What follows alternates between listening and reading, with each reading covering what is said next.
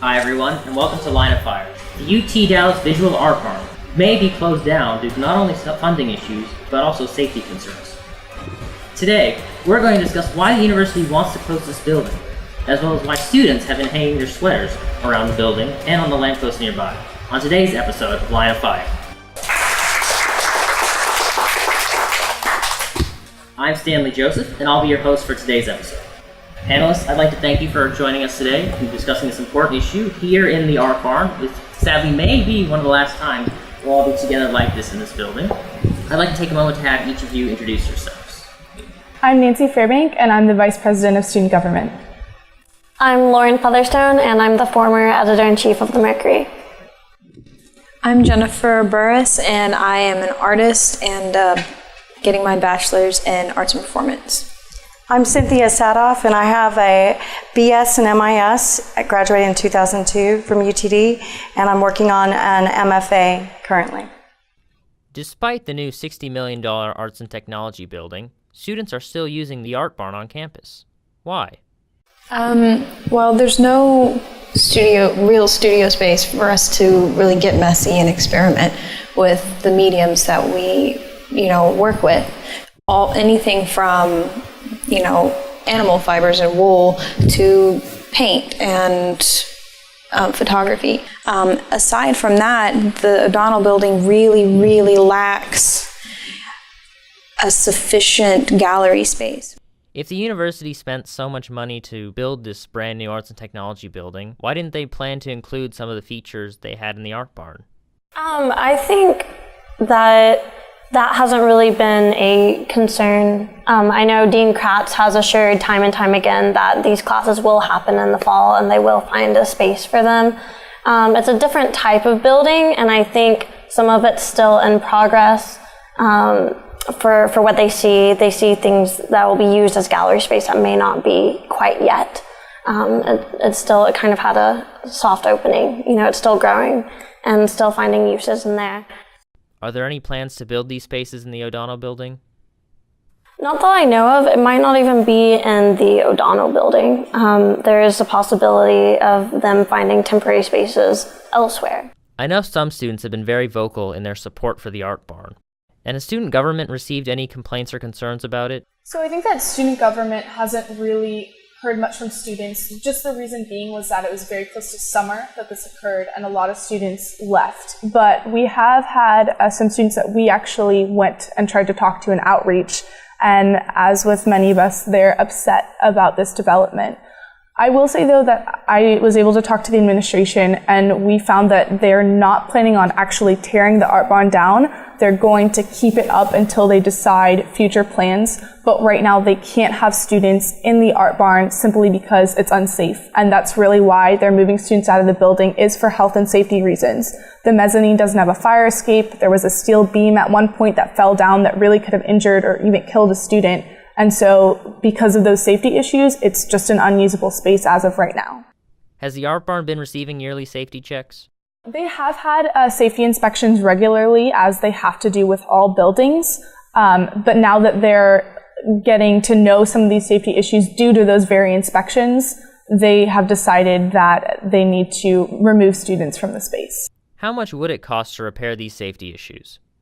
They haven't released a set number that I know of. There kind of were some rumored numbers going around. I've heard 3 to 4. Dean Kratz told me that it would be 4, but that also if you spend a certain amount of money on renovating a space, you have to update the health and safety codes, and because the Art Barn was obviously made quite a while ago, they'd have to spend even more money to update and be in line with those health and safety codes. Why haven't they been maintaining that all along? So what was explained to me was that this building was not ever meant to be a permanent fixture on campus. They spent $1 million to build it, which is very cheap compared to a lot of the other structures going up now. It didn't even originally have air conditioning. And so it wasn't meant to be a long-standing building. It was just supposed to be a temporary fix. I find that incredible because Mark Lamster of the Dallas Morning News actually wrote an article about this building, And he actually underscored that this is a very important piece of architecture in the state of Texas. So whatever the safety concerns are in this building, I'm just appalled that they haven't been maintaining or keeping them up for all this year. I pay a lot of money in tuition. Where does that go? Who's making these decisions too? So in terms of making the decision, you mean to shut down the art barn? Yeah. So that was something that Dr. Daniel held a meeting on. He wanted to discuss what was going to be done with the art barn due to these health and safety issues. And then from there, facilities management took over to close down the art barn.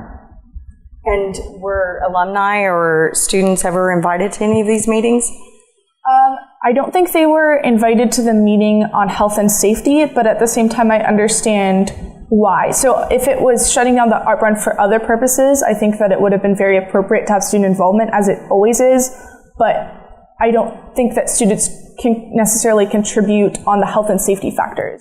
Not everyone at UT Dallas is a student in the School of Arts and Humanities, and to them, what is the benefit of having the art barn on campus? I would say the benefit is to be able to have a better understanding of the arts, because let's face it, in the world, who's supporting the arts? It's your scientists, it's your doctors, it's that level of giving that actually funds things like junior players or many of the NASHR or the DMA, any of these other organizations. And without the arts, we wouldn't have the vision to, the outward vision, creativity that drives science to find new and better ways of doing things. Is that an opinion Dr. Daniels or Dean Kratz has expressed? So I talked to Dean Kratz specifically, and I absolutely think that he shares that opinion. He told me specifically that he was just fascinated with the interconnections between science and art, between music and science. And he also said, in terms of the overall goal of UT Dallas, it's to become Tier 1, but there's absolutely no way we can become a Tier 1 university without arts and humanities. Wrapping sweaters around a building definitely isn't the usual way to protest. Could you tell us more about Arms Around the Barn, specifically how the movement came about? Well, I've been working on a NASHR exchange project in Vickery Meadow, and as part of that, we were doing something called the Transnit, and I met an artist named Carol Zhu who is doing yarn bombing. So she started a group in Los Angeles. They've been written in the LA Times called Yarn Bombing Los Angeles, and she put a call out to artists to say, put a ring on it.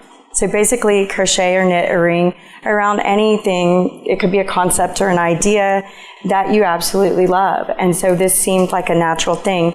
And we were already using and cutting sweaters on the Transnit to kind of make that an interesting point to sort of sell translation that project in Vickery Meadow to sort of the rest of Dallas. So it seemed like a natural fit to do here. It's also the end of sweater season. Seemed like everybody might have an old one that they're going to recycle for the next year. And it seemed also like a way to give a identity to, sort of like a visual map of the support of this building and to embrace it in a protective hug. Has anyone from the administration taken notice or come down to see the Arms Around the Barn? Dean Kratz, was incredibly impressed by the art community coming together, and I think it really showed him and other members of the administration how much significance people place to this building and really how much they care about it. UT Dallas can be an apathetic community at times, which is unfortunate, and this is one of the only projects that we've seen people really stand up for and speak about. So he definitely noted that significance and thought it was really a fantastic project.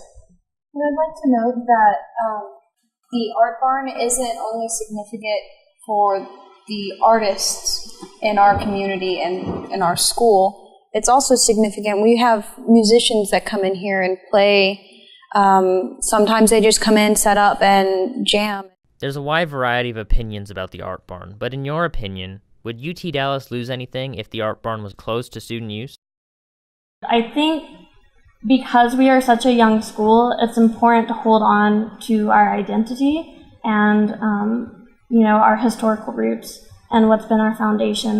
That's why people love visiting those old, Harvards and Vanderbilts and all those schools, because they can go and be like, oh, this person was here back when it was first created. And the art barn is one of those buildings, for us. And so there is so much history here, and it's important that people can come back and feel like, hey, you know, the school hasn't forgotten about me. It hasn't forgotten about what I've done. You know, I don't really think we can get very far by just tearing things down and rebuilding. When can we expect a decision on behalf of the administration as to what will be done with the art barn? I don't think I can say. I know that they're meeting about it, they're talking about it, but I don't think there's a set deadline for when a decision's going to be made.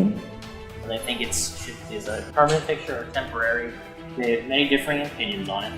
But this concludes our episode of Line of Fire. We will keep you updated to the status of the art barn, and we'll let you know what the ultimate fate of the building is. I'm Stanley Joseph. Thank you for joining us on Line of Fire.